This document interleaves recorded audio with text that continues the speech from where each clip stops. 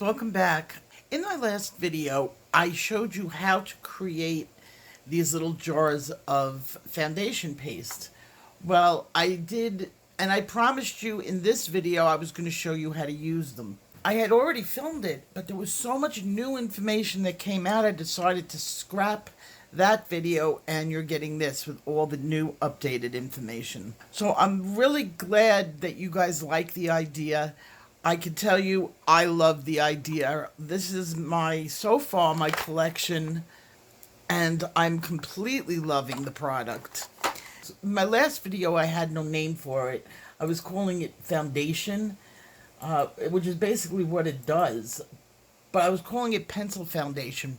But it's so much more because it's not just for colored pencil. Well, I had a subscriber, and I knew if I put it out there in the world, somebody would come up with a better name with me. I suck at naming things.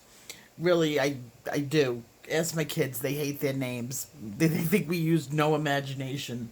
Angela McDorman came up with the name that was perfect. Base paste, which is exactly what this is. It's a color base for your pictures, and I'm going to show you how to use it today.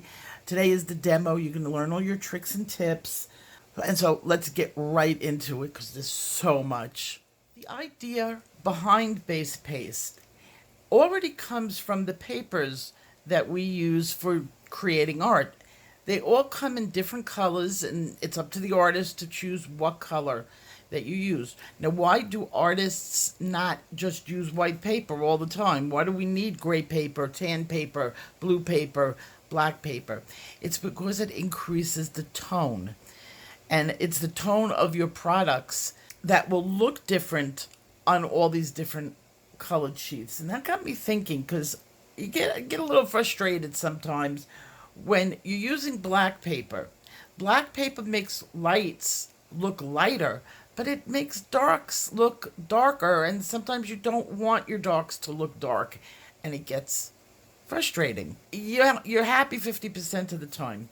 Gray paper is great until you start using yellows and oranges on it, and it dulls out the color. Well, that's not good, and so it's not fulfilling everything. White paper is great. Your darks look dark, your lights look light, but if you've ever worked on white paper, you know, and especially with colored pencil, it's gonna take you forever, hours and hours and hours to finish. There is no tonal shift in your pencils, so you don't have a boost. You don't have that little extra something to help you along. I thought, darn, if I had something underneath, it would be great. And so it's a common thing that people use, marker. Well, marker is great when it's the expensive marker. If you're using Copics and stuff underneath your paper, then it works out great. But say you're using just a regular colored marker. So say you're using marker, and it could be any marker underneath your pencil. Well, that works out great, except you have that line.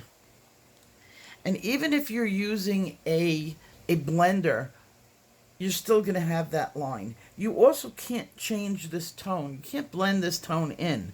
You have to work with the tone that you put down on the paper.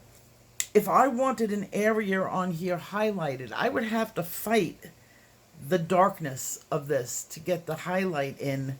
So wouldn't it be nice if we could have the best of all worlds? And that's what base paste is.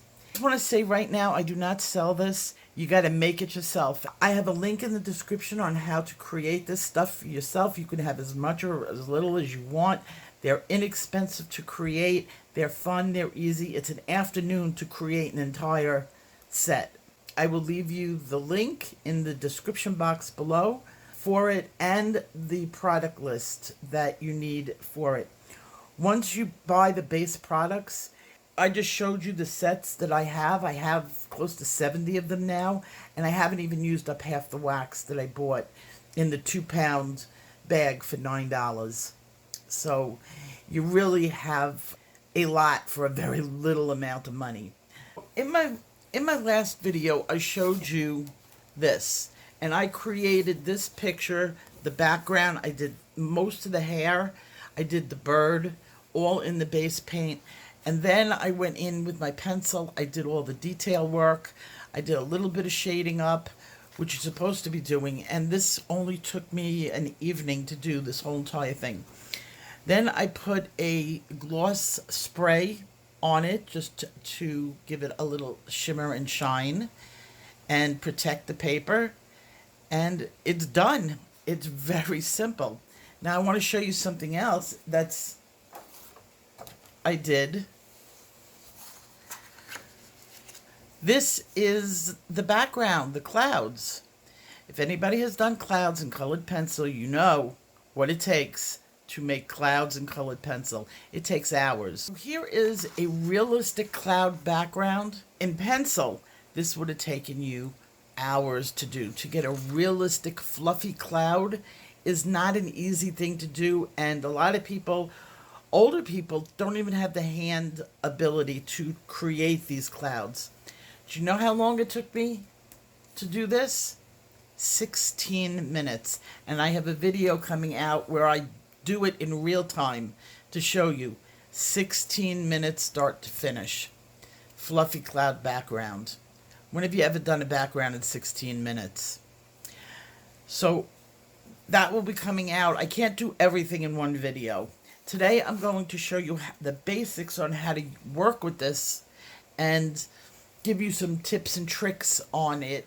You're going to create the base paste in these little containers. I recommend this. They're 1 ounce metal containers, and I found that there's a lot more to using the metal than I just thought of when I bought this. I bought it because it was pretty, and it turned out to be a lot better. Well, first I have a nice window to see the color. Second of all, they can be reused, and they are very easy to clean. Third of all, if you need to melt down it a second time, you can remelt it in these. So this turned out to be a lot better than I thought, and very inexpensive too. I got 12 for $6. They're 6 and change, and you can get them on Amazon. I will leave the link. So these are the ones I am recommending. You can use any pot, but my recipe fills exactly 1 pot perfectly. So you're going to need also some applicators. Now you can get from expensive to cheap applicators, but you need something to apply it with. I bought a box of 400 of these sponge applicators, and they're okay. You can also use makeup sponges. Actually, I do. And they don't have to be thrown out the first time. You can sort of clean them off and like dedicate a sponge to that color. So this would be like my orange brown. You can clean them off and it would be ready for a similar color. See, it's getting lighter and lighter. Okay, and they kind of work the same way as the soft. Now, soft applicators are used for pan pastels. They are absolutely the best. There's no doubt about it. They are a little costly, but they absolutely work the best. They work the best for this. They work the best on pan pastels. These are not pan pastels. They're not even made of the same material as pan pastels, but they work fantastic on it. And this too can be cleaned off and reused. Okay, with no problems. So you get multiple uses out of one applicator tip. I also use a brush like this, a makeup brush, and I used a flat top, and that gives good blendability. Oh, it's still look at the blending. And I haven't even touched it. So this gives blendability to it, and it cleans off easily. This happens to be a Sephora one. I'm not a huge makeup wearer, and I have makeup brushes, so I dedicated this to art. Another thing I use are these type of Q-tips that are pointed. Now these are especially important if you get this in an area you don't want it to be for cleaning up. And you can put a little bit of solvent on it to clean it up. And this you can also use as an applicator if you have a tiny area that you want to change. So say you're doing a small area and you just want this area, the paper, to be stained. There you go. That's what these are for. And these are very inexpensive too. I bought like 400 or more. I think it was 400 of them for like under $10. It was really very cheap. They're good for blending. They're good for putting it on. Those are the applicators that I use for this to get it on the page. This isn't the final product that creates your art. This is the product that you put underneath. It dries. Like, this is dry now. Like, it's not even on my fingers. It feels like you've done a layer of pencil. Say I'm doing the bottom and I really want my lights to pop, so I put a dark background on the bottom. And then when I go to put like my white or my yellows on top of that, or not so much yellow, but like white on top of it, or my lighter colors, they pop just like black paper. On here, say on the top, I need bright colors. I don't want that dark undertone. I can leave it white. The skin, you want a very smooth base for your skin. Here I have light peach, which is the color that I always start my light-skinned portraits with. And you have your smooth first layer. What about doing whole backgrounds? I'm going to demo that whole background for you in just a minute. A lot of people also ask me, am I going to patent this recipe? Am I going to create these? Is this a business? No, I'm helping out the artist community creating this. Will I make these in my Etsy shop? Possibility down the line if I get a good deal on the base pigment and it becomes something that I find I have time for. But I know a lot of people were worried about that and, oh, you're going to get ripped off for this. This is your idea. It's not 100% my idea, first of all. I didn't create the pastel that you use in the recipe for this. I guess I'm helping out Gallery, because if this takes off and I'm suggesting to people to use Gallery, I guess they'll be pretty happy with me selling their product for them. I know I would. Here, use this product to make this. I'm sure they'd be happy. I'm sure any pastel company would come in and be happy. Can anybody do this? Yeah, we all do. People make their own watercolors all the time. It's a lot of fun, and I personally would like to make my own watercolors more than I would rather buy watercolors, because I can make my own custom colors. And it's the same thing with this. You can make your own custom colors by just adding a little bit of this and a little bit of that color and create any color that you want if you just have an idea of how color and the wheel works. Let's get to how to use this product. And I'm going to do the base blend in this video, and then we're going to get to all the fancy stuff that I'm going to show you how to do in other videos. Some of them are already done, like the clouds will be coming out in a couple of days. I've got some timing with some videos, but I'm going to show you how to do everything. So this is a good time for me to remind you, if you're not subscribed and you like this, make sure you subscribe to me, because I'm the only person on YouTube doing this. So let's take a look at some colors. I'm going to get some of the colors I really like. I like this one, and I think I'm going to blend it with this.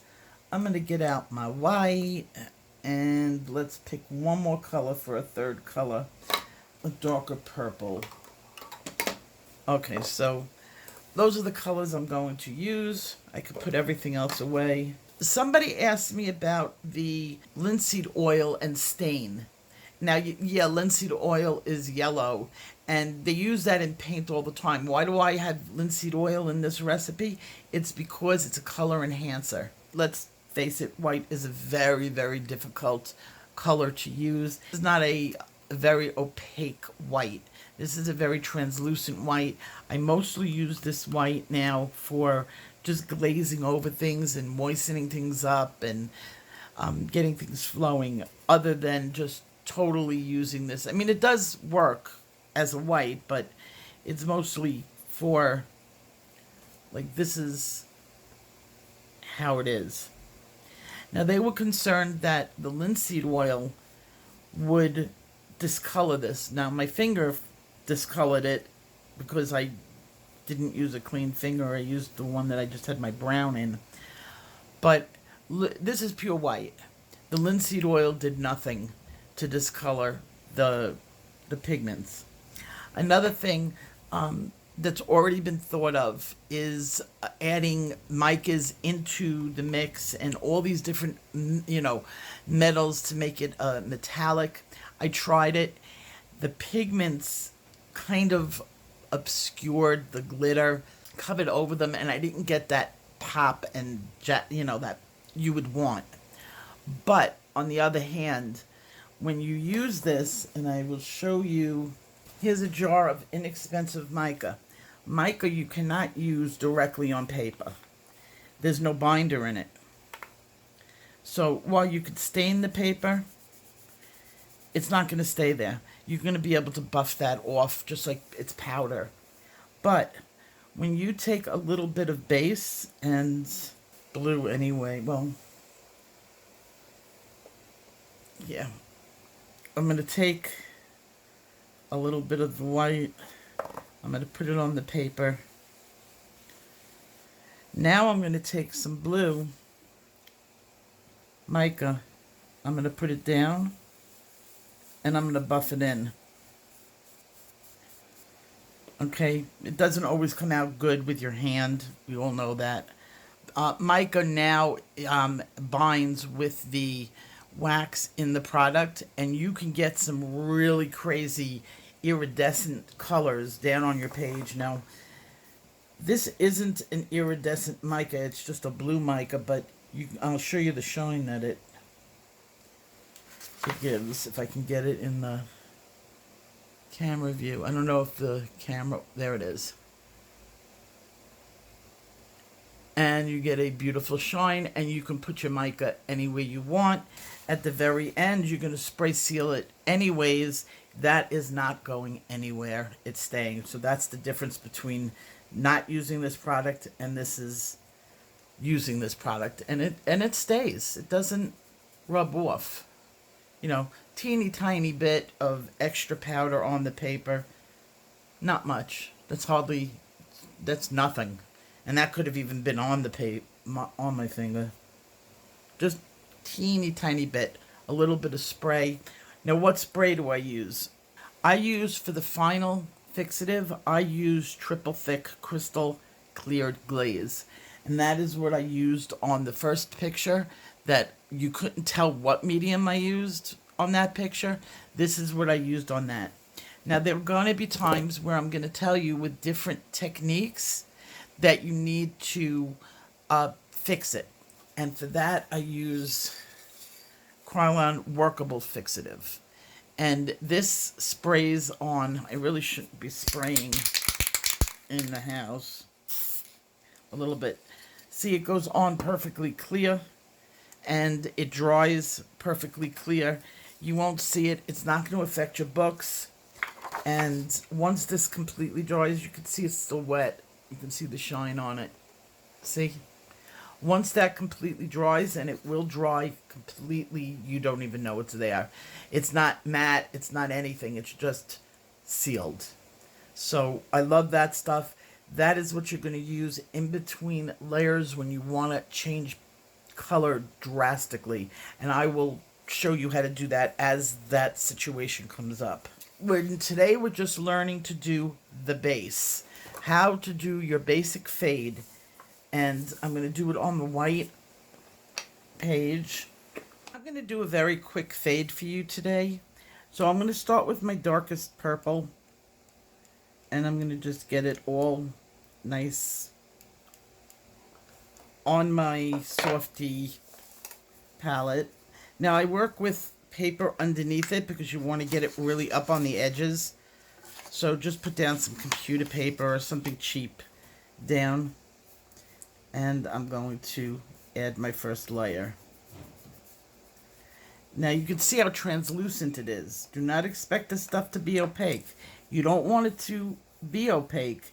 You just want it to stain the paper. Give you that little boost. Okay. Now when I'm doing this, I'm thinking to myself, I got to get it off too. You're going to use some Kleenex tissues, and every few minutes you're going to rub. Okay? That's going to give you an even tone. So now I'm going to just go. You could do a second layer, makes it a little bit darker, you know, just like any second layer would.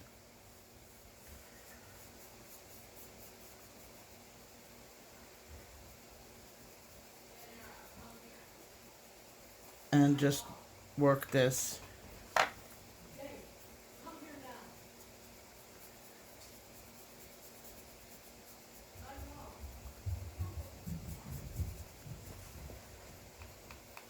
Just like that. And I go around in circles just to get it on it evenly. And then I'm going to take this and I'm going to buff.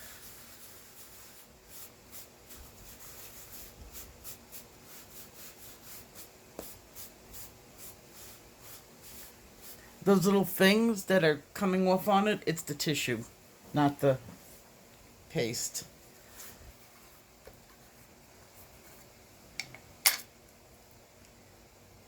This is a little bit redder.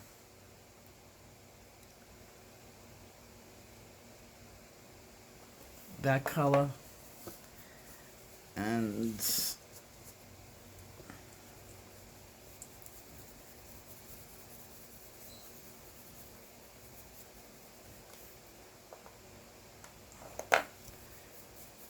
put that on.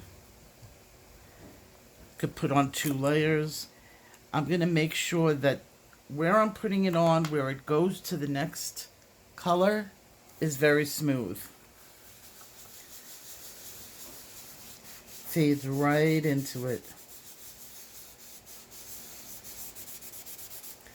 Look how perfect that is. Now you can play with your tones and you can tone up the top so that it's even darker. Here's where I'm not going to do a full. Now, if you notice that you can make it mottled looking, just instead of wiping hard to smooth it onto the paper, say you want to get that little mottled background look and you don't want to put any pencil on it. You can take it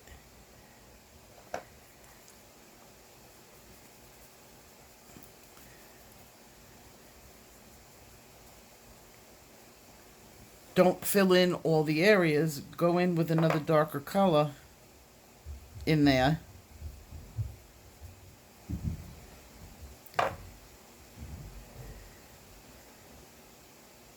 Add some other colors in there and you get that two-toned. You can go to your third color, even lighter.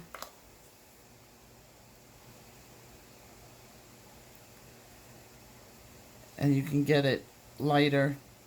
I should have been using a clean brush.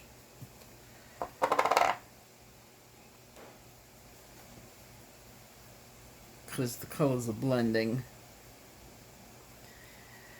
Now, if you want to get it really dark, let it dry in between. Give it a couple of hours to really set into the paper. Now, it's dry now. It's like, feels like pencil. And I haven't even put anything on it. If, say, you want to do another layer, I'll show you what happens when I put a workable fixative on it. The workable fixative is on and it's mostly dry. I'm kind of rushing this. I'm going to take another color and let's get a really good color for this. I'm going to use my sky color.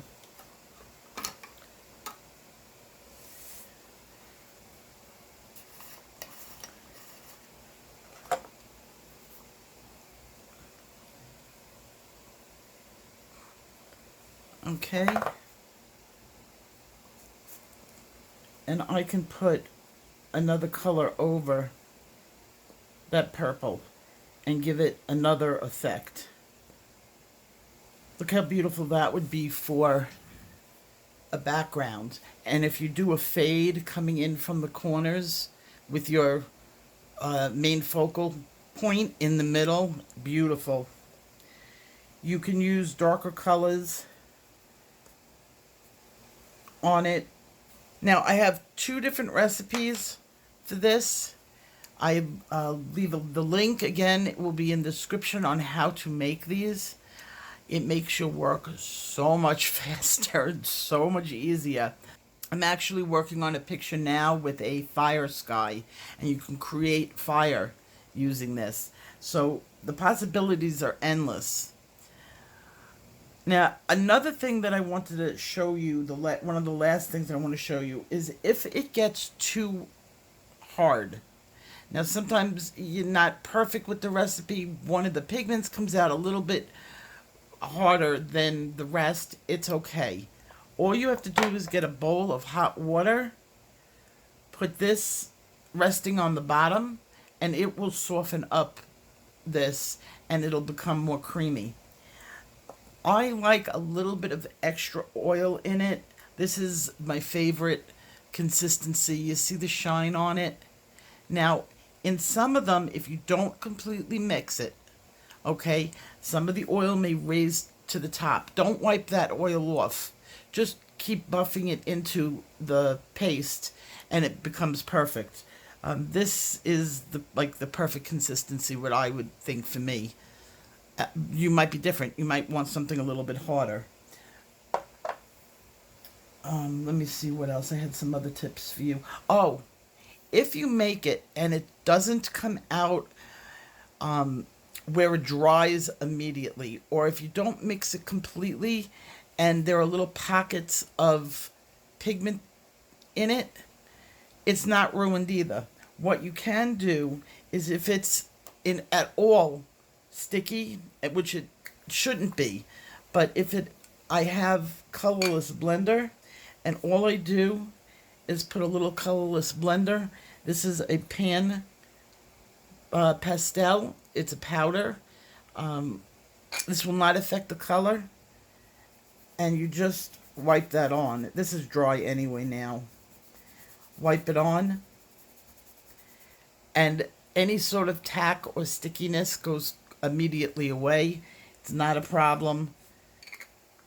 Once you fix it, it should also fix right down. When you're using pencil, you can immediately use your pencil over this. Let me see to get out a color. Goes. Here's raspberry.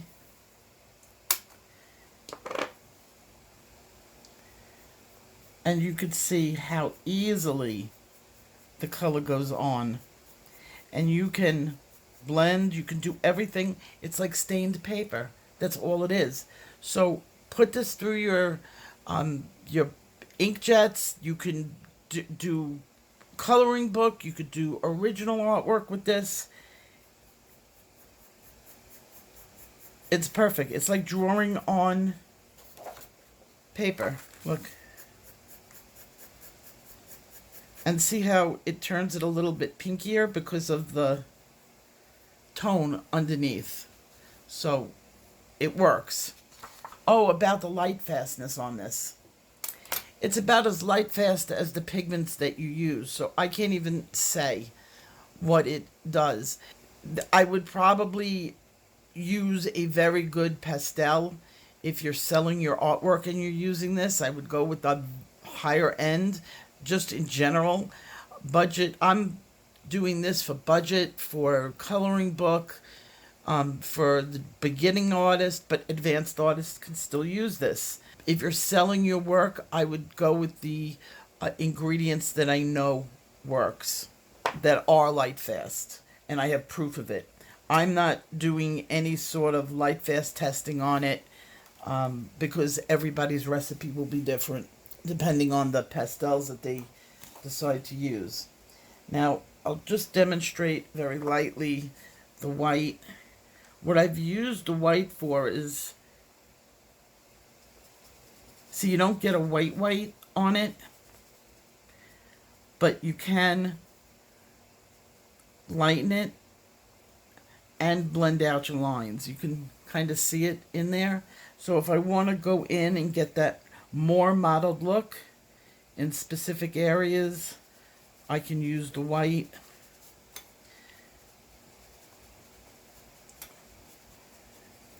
In these areas. So that's that. I think I answered everything that I wanted to. Like and subscribe if you want more. Take care. Bye-bye.